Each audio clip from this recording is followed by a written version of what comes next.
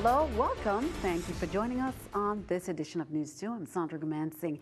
In our top story, with the St. Croix Legislature building being damaged due to Hurricane Maria, the Committee on Health, Hospital, and Human Services, they held their hearing for Bill number 32-0147 at the Superior Court in the Jury Assembly Room today on St. Croix.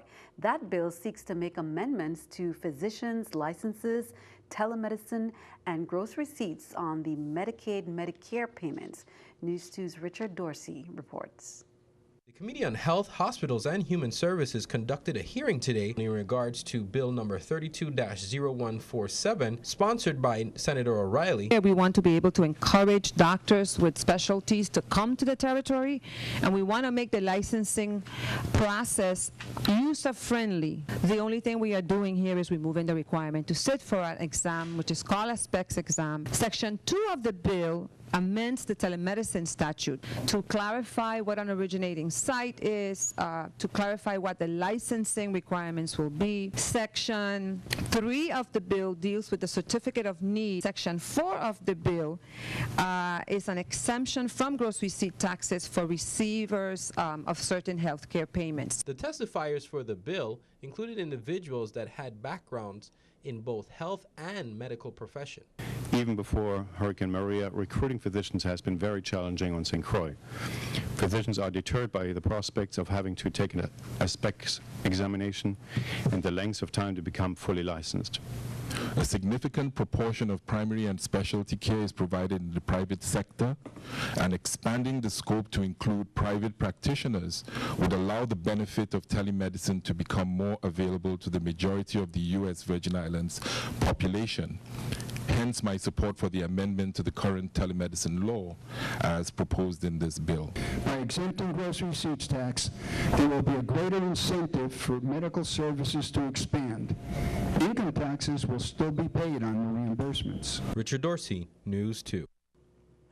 The Federal Emergency Management Agency has continuously forewarned residents in the VI about con artists that may claim that they are FEMA inspectors, but residents should also be on the lookout for identity theft as well when filing those FEMA claims.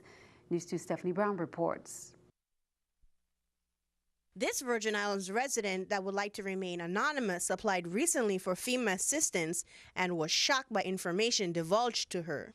And when I went in there, it was a fairly quick process. I filled out paperwork, my name was called, I sat down with a young lady, and I gave her my identification, my passport, and when I gave her my social security number, she let me know that you already applied 3 days prior.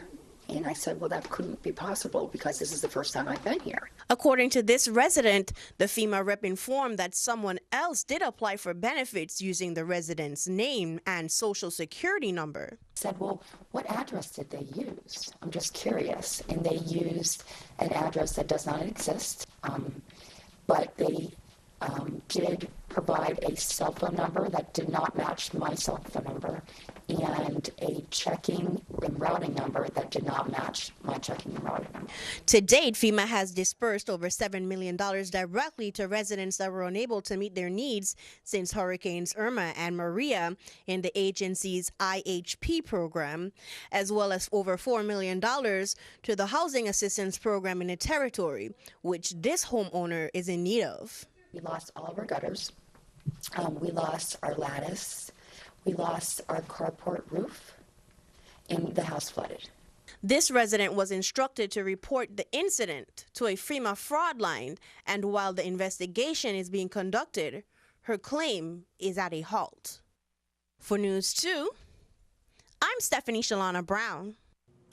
Meanwhile, residents continue to head to the disaster recovery centers. Remember, FEMA's registration deadline for Irma and Maria have been extended to December 18th. However, representatives urge you to go ahead and sign up as soon as possible. Here's more.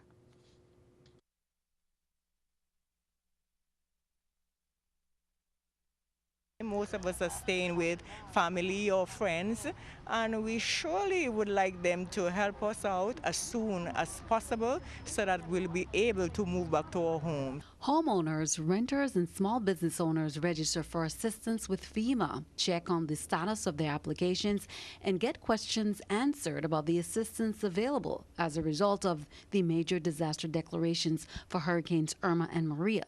If you have not registered for FEMA assistance, you need to do so by December 18th. That is the registration deadline. We really encourage you not to wait until December 18th so that if you have any additional issues or concerns in reference to your registration, you will have disaster recovery centers to be able to go into those locations and check with them to find out what the status of your claim is, or if you have any issues or concerns that you need to follow up on. St. Croix DRCs are at Christiansted at the old post office building at Church and Company Streets, Christiansted at the Fire Captain Rensselaer Gibbs Fire Station in Estate Cotton Valley, East End, Christiansted at St. Peter's Episcopal Church in Castle Coakley, Frederickstead at the Rotary Club West, 40 Estate LaGrange. St. Thomas DRCs are in Charlotte Amalie at Tutu Park Mall and at the new hotel company Omar Brown Fire Station. Estate Bordeaux at the Bordeaux's Farmer Market. Over on St. John, DRCs are at Coral Bay at the Town and Country Building.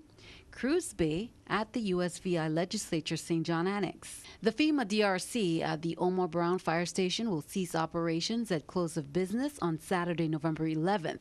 The DRC will relocate to the former Scotiabank building in Comprinsen's St. Thomas on Monday, November 13th. Also, all FEMA DRCs will be closed on Sundays. We hope that with the assistance of our governor, FEMA, the local police, firemen are doing a great job, that we can recover fast, but enough at a pace where we're structured so we won't have a mass repetition of the kind of damage that we have again. If you have registered with FEMA, we ask you, please, if you've received a referral to the Small Business Administration, we would like to make sure that you follow through that process. It is part of the whole process to get you to the next step. If you receive that referral, fill out that application. If for some reason you are not eligible for an SBA loan, you will be referred back to FEMA for additional look at other needs assistance. If you're unable to go in person, survivors can register for FEMA assistance by calling 1-800-621-3362 or by going online to www.disasterassistance.gov. We want to make sure that anyone that has had damage and is are living on any of the islands that have been affected, please register with us. Let us send out an inspector to meet with you, to document your damages, and then to refer that information back to FEMA so that we can let you know what your eligibility is. Again, if you have insurance, please contact your insurance companies as well. We cannot provide you with anything that maybe your insurance company might cover. So we can only do those unmet needs, and we want to make sure that we know what that coverage is before we move forward in that process. We also don't want for you to be waiting to do your repairs. Please start that process as well. And if the repairs have been made, make sure that you have your receipts and take photographs so that when our inspectors do reach out to you, you can provide them with that additional information. Now, the disaster recovery centers across the USVI have reached a milestone, they say, topping 10,000 visits in the first few weeks since the first one opened on October 8th. 9 recovery centers are presently open. USVI Department of Health and the Centers for Disease Control, the CDC, they're conducting some community surveys from November 8th to 10th on the island of St. Croix and November 13th to 15th on St. Thomas St. John. They say the purpose of the survey is to assess community needs after the hurricanes and to help guide the ongoing response efforts. Staff will be going to various neighborhoods to conduct these house-to-house surveys. They will be credentialed with a DOH ID. No personal information will be asked, and no entry or assessment of your home is needed to conduct the surveys. Those are the dates there, the Casper Community Survey dates. St. Croix, it's Wednesday, November 8th, on Also on Thursday, November 9th, all from 12 to 6, and Friday, November 10th, 12 to 6. St. Thomas, St. John, it's Monday, November 13th, and then Tuesday, November 14th, and that's 9 to 6. Tuesday, November 14th, 12 to 6, and Wednesday, November 15th, 12 to 6 as well. For more information, you can call 340-690-4633. Holland America's Oosterdam sailed into the West Indian Company dock today. MS Oosterdam is a cruise ship of Holland America Line. It's a division of Carnival Corporation. And as the second addition to Holland America's Vista class of ships, Oosterdam is sister to MS Noordam, MS Westerdam, and MS Zuiderdam. It has a capacity of 1,848 passengers and crew 812. The Norwegian Gem was expected in port today at Waiko as well. However, due to technical issues, the ship was diverted and passengers disembarked in Barbados. Now on Friday, we can expect Adventure of the Seas, and Sunday, the Royal Princess, also at Waiko. Now here's a look at some of the ships expected during the month of November. Most of the ships, again, that were destined for Crown Bay at the Austin Bay Monsanto Terminal will instead dock at Waiko, according to Waiko officials. And I'll be sure to check Waiko's website for any updates. On Friday, November 10th, it's Adventure of the Seas. On the 12th, it's the Royal Princess. And then Wednesday, November 15th, the TUI Discovery, the New Amsterdam, Divina, Seabourn Odyssey. Thursday, November 16th, is the Eurodam. Saturday, November 18th, Norwegian Gem, Royal Princess. Monday, November 20th, it is the Jewel of the Seas. Tuesday, November 21st is the Prinsendam, then the Harmony of the Seas. Wednesday, November 22nd, Grandeur of the Seas, Sea Dream 2. Thursday, November 23rd, Celebrity Silhouette. Sunday, November 26th, Adventure of the Seas. And Monday, November 27th, Seabourn Odyssey and Jewel of the Seas. Wednesday, November 29th, we have the Regal Princess, the Norwegian Gem, Divina, New Amsterdam, Allure of the Seas, and then Thursday, November 30th, it's the Eurodam. Meanwhile, on November 11th, as we reported, Norwegian Dawn, they pull into the Anne Abramson Pier in Frederiksted on St. Croix with a capacity of 2,340 passengers and 1,032 crew members. They return on the 18th and the 25th, and on November 15th and 28th, it's the Viking Sea that made its maiden call right here in St. Thomas on Sunday. Keeping our eye on the economy, let's take a look at the stock market watch at the New York Stock Exchange. According to the numbers, we can see everything up. The Dow 6, NASDAQ 21, S&P 500 up 3. Coming up on News 2, we have the WAPA restoration update, updates on the Queen Louise home on St. Croix, as well as the Family Resource Center on St. Thomas. That and more coming up next.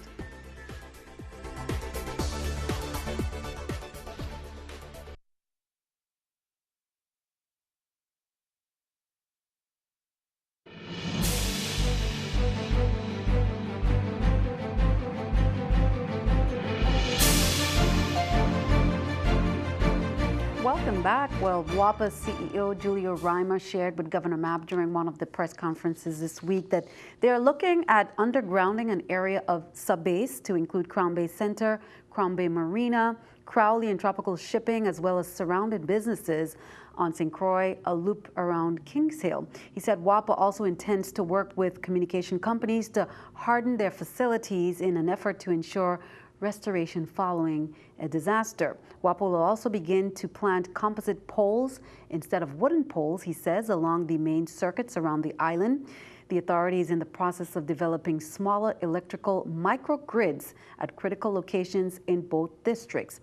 Meanwhile, here's the latest on the restoration updates from WAPA.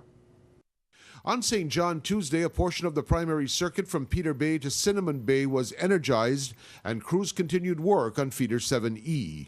On St. Croix, customers on Feeder 4A were restored along 5 corners as well as in the Little Princess and La Grande Princess areas, with crews building out primary circuits towards Sion Hill and Estate Rattan. Customers were restored in Estate Ruby and Pepper Tree Terrace, along with the Christiansted Bypass. Efforts will continue to repair and reinstall streetlights along the major highways of St. Croix. On Feeder 8B, poles are being framed and readied for primary circuit reconstruction, while additional customers were energized in the Hannah's Rest area. On St. Thomas, additional customers on Feeder 6A were restored, as well as customers in Anna's Retreat on Feeder 7C and along Crown Mountain Road. Crews continued the reconstruction of primary circuits along Mahogany Run towards the Meigans Bay Road intersection and on Feeder 7A in Altona. On Wednesday, restoration work impacting traffic flow will take place in the following locations: on St. Croix, Queen Street in Frederickstead, along Queen Mary Highway from the West Airport Road towards the Court and near Five Corners. On St. Thomas, work on Wednesday will slow traffic in the area of the Louisenhoy Castle toward Meigans Bay Road, along Weymouth Reimer Highway, and from Mahogany Run towards the Meigans Bay Road intersection. On St. John, crews will continue to build primary circuits from Cruz Bay to Coral Bay, with other crews working from Coral Bay toward Cruz Bay. WAPA advises residents it's necessary to shut off your standby generator when line crews are in your neighborhood restoring electrical service. A standby generator has the potential to backfeed electricity to the grid, which poses a severe safety risk to restoration crews. Thanks for that update, John. Well, the Queen Louise Home has been providing a safe haven for some of the most vulnerable children in the territory over in St. Croix. After the impacts of Hurricane Maria, the home has incurred additional costs as they continue to provide support to children at the residing at the facility. Here's more from Stephanie Brown. Queen Louise Home for Children has been in operation since 1904 and provides a safe haven for children who have been abused, abandoned, or neglected. The residential foster care endured Hurricane Maria with 25 residents. There were times where something would rattle, whether it be a shingle or something like that, they could hear rattle. And they would look to the adults for reassurance to make sure that they were safe. And once the adults kept their calm and their cool and their composure, they were fine, and all of them slept through the storm. The facility located in Frederickstead fared well during the storm, although parts of the facility's playground was destroyed. Maria also picked up our playground equipment, one of our playground equipment, and did her work with it, spun it up in the air and plopped it back down about 100 feet from where it was. So that is destroyed in the hurricane. Like many households, businesses, and organizations in the territory, expenses have gone up. With the storm came additional costs because now we have more staff on duty. We have split session, for example, with the kids. So where we wouldn't have staff because the kids are in school all day, we have staff all the time. So, and then even running the generator, for all of us who have generators, that's increased cost. Not being able to store food, as much food and buy as much bulk food as you can, that has added. Today, the Queen Louise Home for the Children was provided funds from the territory's largest telecommunication company. With the Queen Louise Home for Children, we've supported them for about 2 decades at least, and we're so happy to be here because once again, we are in a position to present a $1,000 check on behalf of the Caribbean Cable Telecom Association. For News 2, I'm Stephanie Shalana Brown. Now, if you would like to provide support to the Queen Louise Home for the Children, you can contact the Lutheran Social Services of the VI, located at 516B Hospital Street, and you can call them at 340-772-4099, or you can call Dana at the home, and the number is 340-772-0090. Well, the Family Resource Center is a private, nonprofit, incorporated agency in 1987 to establish a counseling program and a shelter for victims of domestic violence and sexual assault. Services began in 1986 with the opening of the emergency shelter for women and children. Now, since that time, Family Resource Center has expanded its services to include all victims of violent crime and families in crisis. And lately, they have expanded to help those who are in need after the hurricanes. Here's more. We have started a distribution team of our development director, Mr. Vernon Araújo, and our shelter manager, Ms. Anya Stewart.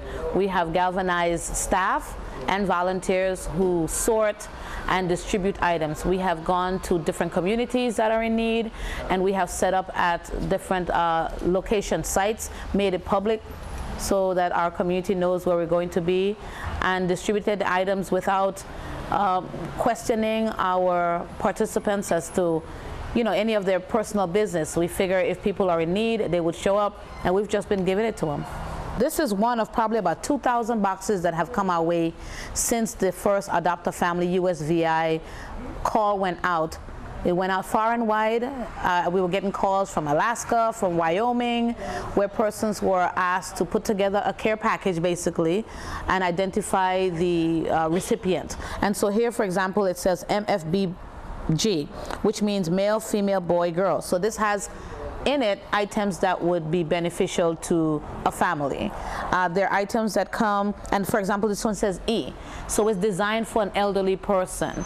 This morning, one of our elders showed me her box, and there were socks inside, there were dry snacks like trail mix, things like that, lotion, bug repellent, and so on. So these are items that make people feel better about their day-to-day existence. We know that what we're doing is making a significant difference. I know of a family, for example, there were 2 persons in that home, and right after Irma, that home grew to 7 persons.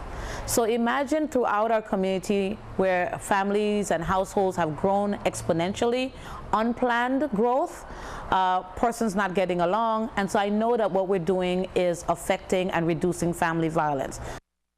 Good job there. Meanwhile, as we shared on Tuesday, USVI ambassadors with NATAFA partnered with some folks to present a check of $5,000 to the Family Resource Center. And as promised, we wanted to learn more about the team behind the scenes of this very worthy donation. Here's more. A little bit more in the future.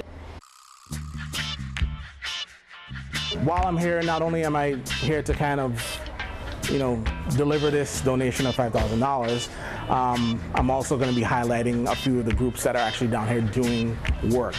So that would be kind of like a social media small piece to kind of show, you know, some of the progress and then also some of the needs of what's going on here in the territory and how people can help, and to kind of keep that movement going, you know, because right now in the States, we don't see or hear anything about the Virgin Islands on the national media.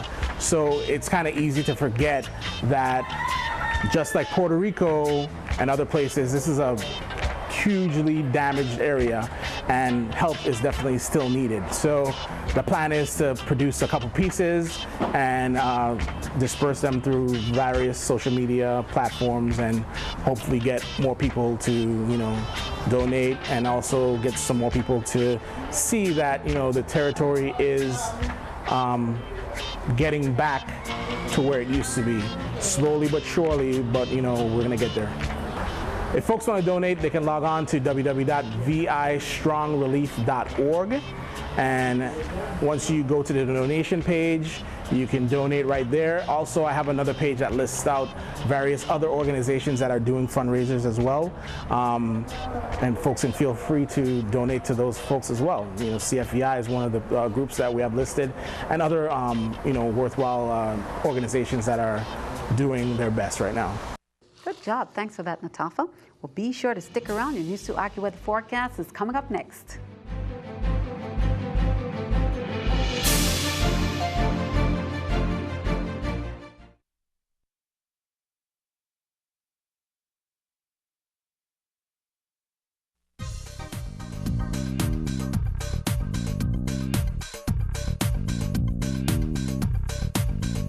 Well, hopefully everybody stayed dry today. We certainly are under a wet pattern.